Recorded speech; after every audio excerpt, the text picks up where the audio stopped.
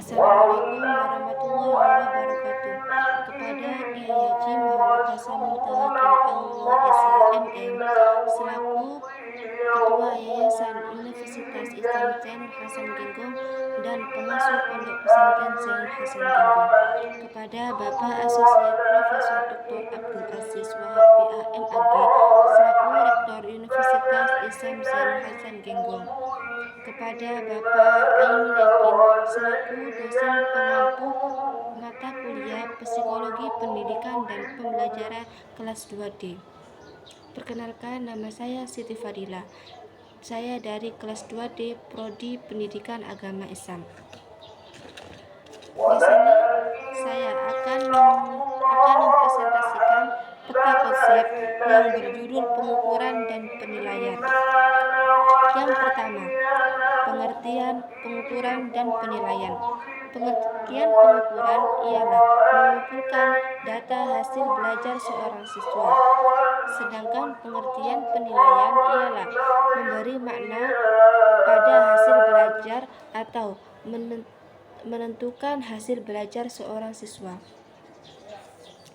Yang kedua, tujuan evaluasi yaitu untuk meningkatkan pembelajaran seorang siswa, memperbaiki proses belajar mengajar, mengetahui masalah atau kesulitan yang dialami oleh siswa, dan menciptakan lingkungan belajar mengajar yang menyenangkan.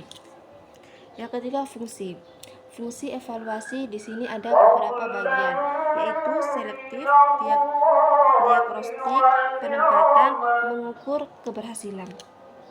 Selektif ialah menentukan kemampuan seorang siswa.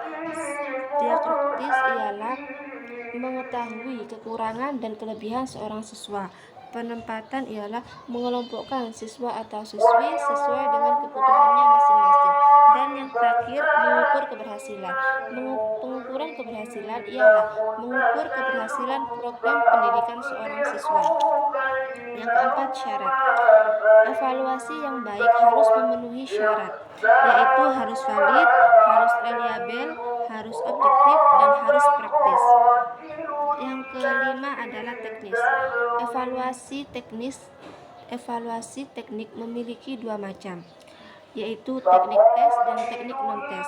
Teknik tes biasanya digunakan untuk mengukur kemampuan seorang siswa secara langsung, sedangkan teknik non-tes biasanya digunakan untuk mengukur kemampuan siswa secara tidak langsung atau dengan pengamatan terhadap siswa tersebut dan wawancara. Yang keenam adalah bentuk. Di sini bentuk dibagi menjadi 3, yaitu bentuk subjektif, bentuk objektif, dan bentuk lisan atau praktik. Bentuk subjektif ya biasanya berupa uraian bebas, uraian terbatas, dan lain-lain. Yang kedua, bentuk objektif. Biasanya bentuk objektif itu berupa pilihan ganda, benar salah, menjodohkan, atau uraian singkat. Yang terakhir adalah bentuk lisan atau praktik. Bentuk lisan atau praktik biasanya berupa tes lisan, tes penulisan, dan tes perbuatan atau praktik. Yang terakhir adalah diagnosis kesulitan belajar. Diagnosis kesulitan belajar biasanya disebabkan oleh faktor eksternal maupun internal, dan tahap penanganannya biasanya menggunakan pengumpulan data, memberi solusi atau assignment, evaluasi, dan diagnostik. Jadi dapat disimpulkan bahwasannya pengukuran dan penilaian sangat berhubungan dengan evaluasi hasil belajar. Evaluasi hasil belajar tidak hanya berfungsi untuk mengetahui hasil belajar seorang siswa, tapi juga sangat bermanfaat untuk seorang guru untuk memperbaiki proses belajar mengajar yang baik. Cukup sekian presentasi dari saya, kurang lebihnya saya mohon maaf sebesar-besarnya. Assalamualaikum warahmatullahi wabarakatuh.